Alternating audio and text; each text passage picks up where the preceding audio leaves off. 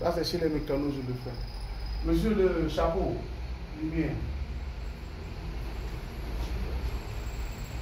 Monsieur le chapeau,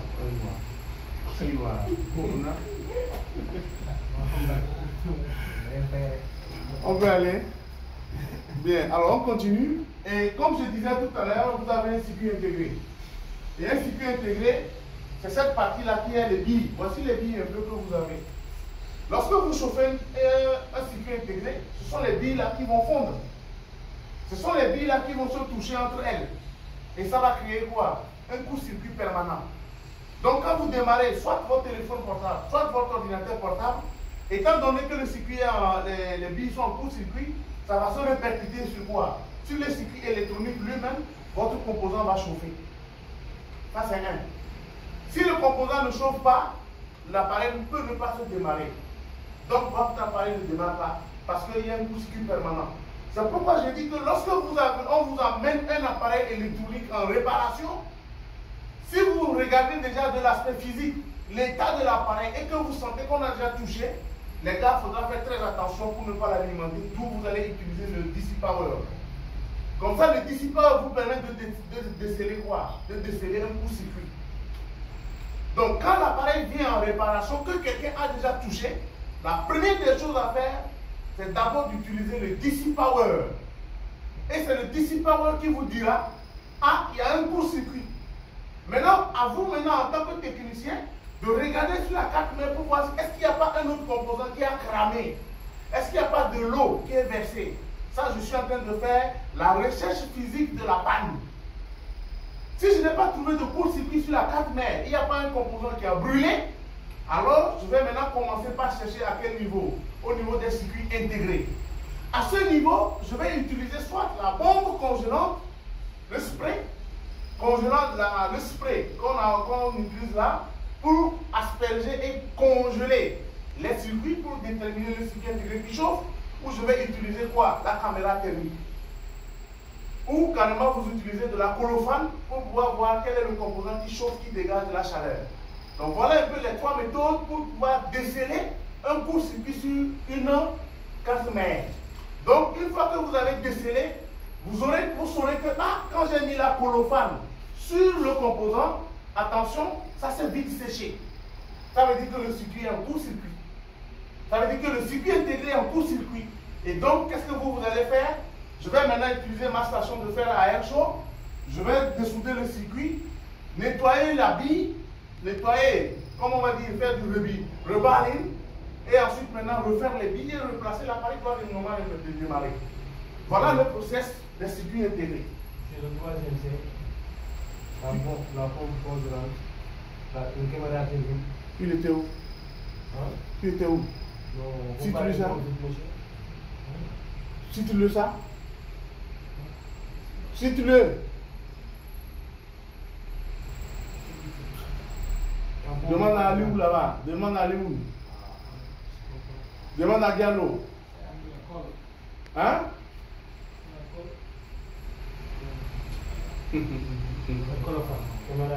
Oui.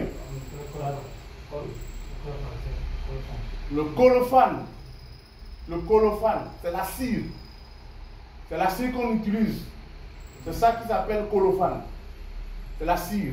Il faut le mettre dans le tube pour pouvoir le brûler. C'est bon? C'est bon, tu as compris maintenant. Je peux aller. Donc, dans ce cas, je reviens maintenant sur mon document. Le document sur la réparation des ordinateurs portables. Une fois que j'ai, comment on dit, la carte graphique est soudée à la carte mère. Lorsque le seul composant, pas le seul d'ailleurs, parce que actuellement les processeurs sont directement collés à la carte mère. Avant, on avait le processeur qu'on pouvait changer. Maintenant, avec les nouvelles générations, on soude le processeur directement à la carte mère.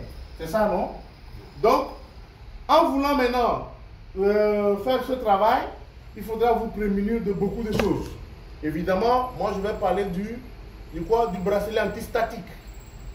Alors, comment réparer la puce défaillante? Alors, au départ, il y a une méthode qu'on appelle la méthode du four. La méthode du four. Beaucoup ne le savent pas. c'est de faire cuire la carte mère au four. La méthode du four. Ça, beaucoup ne le savent pas, ne le connaissent pas. Oui, on devient cuisinier des cartes mères. Cette technique, elle est meilleure. Elle est très très intéressante. La méthode du four. Mais je ne parle pas. Ouais, tu ne peux pas savoir. Ça m'appartient. Tu mets ça dans le micro-ondes, tu allais retomber. Un appareil électronique ne peut pas rentrer, une carte ne peut pas aller dans un micro-ondes. Non, je ne veux pas dire. Voilà. On peut mettre la carte mère dans du four. On peut enfourner. C'est ce qu'on dit. Mettre la carte mère dans un four. On enfourne la carte. Mais ça se prépare d'abord. Pourquoi on va l'enfourner? Je vous explique. Mais après, c'est la méthode que je garde. Ça, c'est tout. C'est pourquoi je reste derrière, je rigole un peu quand je vois cette personne faire. Alors, lorsque tout à l'heure, je viens de vous expliquer que nous avons des composants miniatures de surface double couche. Ça veut dire que je ne peux pas chauffer une partie comme les cartes mères ordinaires. Alors, je vais préparer la carte là et la mettre dans un four. Pour la mettre dans un four, je dois éliminer tous les composants qui sont susceptibles de péter. Par exemple, la pile, les plastiques. J'enlève les films carton parce que ça peut brûler, parce que ça va fondre. Quel est l'avantage de l'enfournage de la carte? L'avantage, c'est que, puisque c'est une carte mère dont je ne peux pas faire toutes les soudures possibles, en mettant la carte au four à un degré donné, ça permet à la carte des deux faces de pouvoir faire quoi? De se ressouder. Les composants vont se refondre et vont reprendre. Ce n'est plus vous qui utilisez ça, ou ça ne suffit pas. Mais cette fois-ci, c'est qu'en mettant la carte, c'est comme si je faisais du gâteau ou bien du pain. La chaleur dans le four va permettre à tous les composants de bien se ressouder. L'étain va refondre et ça va bien reprendre. Ça, c'est un. Deux, il y a cette possibilité-là en électronique qu'on appelle l'électricité statique. Par effet calorifique, vous rechargez un composant, les condensateurs surtout métalliques. Par effet calorifique, par la chaleur, c'est comme si on mettait nos piles et nos batteries au soleil. Jusqu'à le soir, quand on prend les batteries, on met dans la radio, ça s'allume. Ça s'est chargé comment? Par effet calorifique, c'est pas la chaleur. Et de la même manière, certains condensateurs se vident totalement. Et comme nous savons que le condensateur est couvert de plaques en aluminium, la chaleur qui va se condenser à l'intérieur va fabriquer quoi? De la tension. C'est ce que nous appelons l'effet calorifique, mais par électricité statique. C'est comme ça que vos batteries de votre téléphone sont chargées. Si vous êtes technicien que vous n'avez pas encore ouvert une batterie de votre téléphone pour voir que c'est un papier qu'on a enroulé, ça veut dire que vous êtes encore nul. Si déjà à ce niveau, vous n'avez pas sorti une batterie d'un téléphone portable pour dire que je vais ouvrir pour voir ce qui se trouve dans la batterie. Ça veut dire que vous n'avez pas poussé votre curiosité là. Ça veut dire que vous êtes encore trop nul. Je le répète. Non, vous n'avez pas besoin de l'apprendre. Parce qu'un bon technicien pousse la curiosité. Ben oui, vous êtes encore nul. Parce que normalement c'était la base en fait. On ne va pas vous le montrer. Je ne vous dis pas qu'on vous l'enseignera ou on va vous le montrer. Mais en tant que technicien dans un domaine, la meilleure des choses, c'est de pousser sa curiosité dans ce sens. YouTube, vous avez vu le papier qu'il y a à l'intérieur. Vous devez le faire. Vous devez prendre une batterie. Vous allez vous poser la question, pourquoi une batterie gonfle? Mais qu'est-ce qu'il y a à l'intérieur, ça gonfle? Première question. C'est ça qui va pousser ma curiosité à prendre la batterie, prendre des ciseaux, me cacher dans un coin et puis déchirer pour voir ce qu'il y a dedans et ça gonfle. Comme ça, en voulant expliquer à un quelqu'un qui est venu avec un téléphone qui est bombé, je peux lui dire, ah tiens monsieur, quand vous partez d'un voyage, il faut toujours éliminer la batterie de votre téléphone, de votre ordinateur. C'est la première des choses, la bonne qualité de technicien. Vous devenez un très bon conseiller. Un bon technicien est un bon conseiller. Quelqu'un qui part en voyage, vous lui dites, ah grand frère, si tu pars en voyage, ton ordinateur, si tu ne peux pas l'utiliser, enlève la batterie. C'est pourquoi on nous conseille de débrancher les appareils quand on part en voyage. Pourquoi on nous déconseille ça? Pourquoi on nous conseille ça? C'est parce qu'il y a quelque chose. Même quand on achète les téléphones en carton, scellé, qu'est-ce qu'on remarque? La batterie est toujours déconnectée. Ou on enlève la batterie, on met ça dans quoi? On met ça dans un plastique et on le met à côté de l'appareil. C'est vous qui allez le monter. Un ordinateur portable, c'est comme ça, il le faut. C'est parce qu'il y a quelque chose. Il faudrait que vous poussiez votre curiosité dans ce sens. J'ai actuellement les matériels là, les batteries sont. Ben oui, je sais. Je sais très bien. Tu ne me l'apprends pas. Mais c'est parce que c'est pas la même matière. Oui. Quand tu regardes, tu vas voir que ce n'est pas la même matière. Il y a l'autre matière avec le carbone et la solution, un peu de poudre noire là. Et l'autre, vous avez le métal. Je sais de quoi je parle. Tu sauras que tu as deux types de batteries. Il y a ce qu'on appelle les nickel métal et les polyions. Ou bien les li-ions. C'est ce qu'on écrit sur vos téléphones. Le li-ion. Lithium-ion.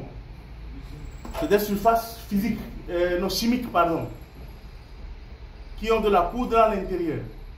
C'est ça, non? Voilà. Mon grand frère allume. Je peux continuer. Alors, on nous dit que lorsque nous mettons, soit nous avons la possibilité d'enfourner notre carte dans un four, ou nous avons la possibilité de faire quoi? De réparer à l'aide d'un pistolet thermique. C'est le heat gun, on appelle en anglais. Le heat gun.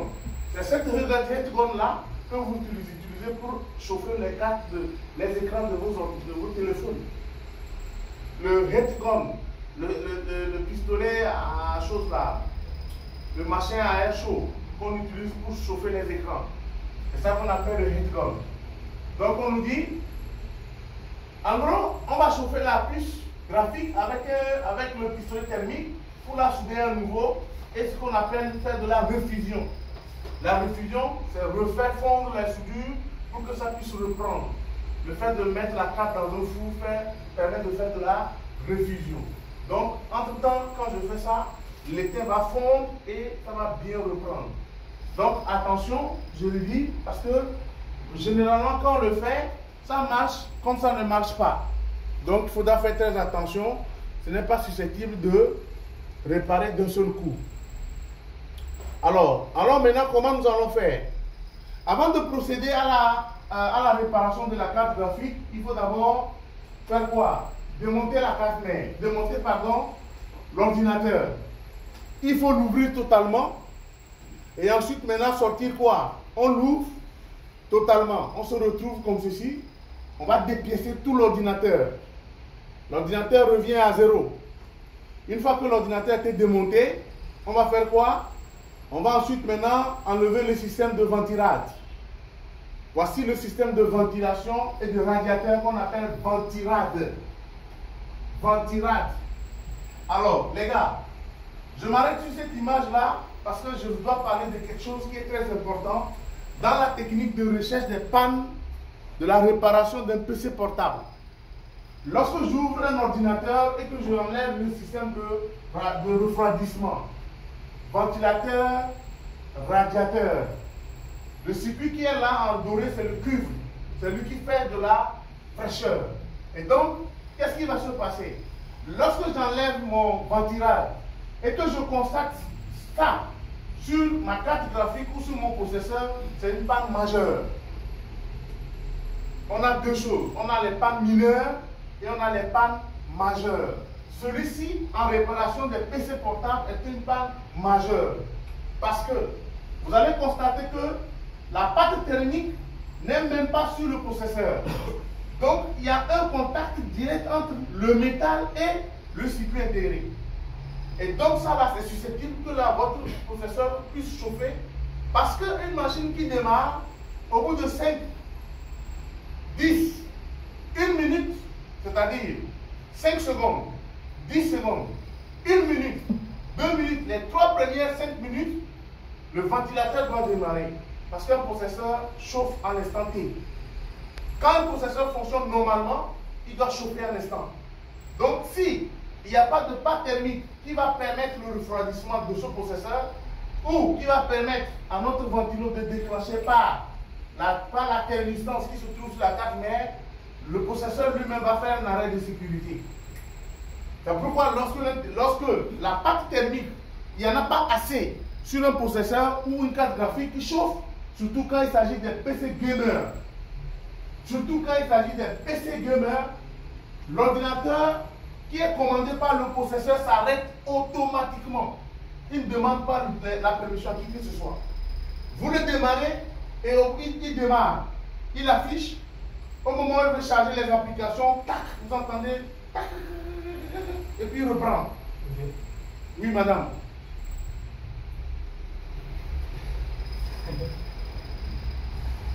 Acha?